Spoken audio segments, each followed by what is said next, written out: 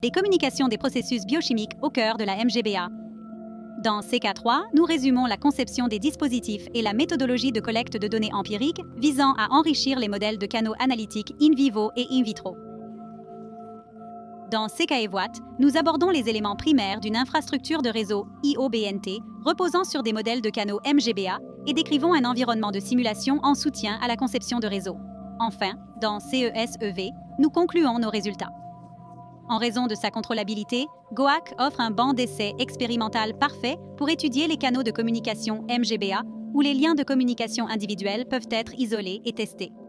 Par ailleurs, cette plateforme limite le bruit et la variabilité entre les individus par rapport à un environnement in vivo, ce qui facilite la définition de modèles généraux.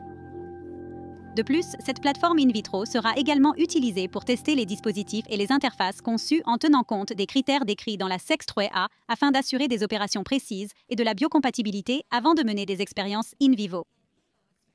Dans cet environnement contrôlé, en ajustant les paramètres du système à l'extrême, les limites de fonctionnement sans endommager les tissus et altérer l'équilibre microbien seront examinées. Bien que les systèmes GOAC puissent contrôler des aspects individuels spécifiques de l'environnement tissulaire, les exemples existants sont encore relativement simples par rapport à l'écosystème intestinal réel.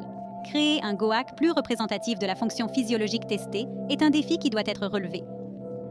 D'autres défis incluent la culture de cellules intestinales humaines, du microbiote vivant et des nerfs entériques dans la même puce tout en maintenant la viabilité cellulaire. Après les expériences in vitro, les modèles affinés de canaux pour les communications sur le MGBA et les dispositifs testés capables de s'interfacer avec le MGBA seront intégrés pour être testés davantage dans une plateforme expérimentale in vivo. Afin de capter d'autres propriétés inattendues de l'environnement corporel réel et de mesurer dynamiquement les paramètres de communication, les expériences in vivo doivent être réalisées sur des modèles animaux. Dans les études précliniques, les chercheurs préfèrent utiliser de petits modèles animaux comme les rongeurs en raison de leur coût plus faible, leur croissance rapide, leur facilité d'entretien et la similitude de leurs caractéristiques biologiques et comportementales avec celles de l'être humain.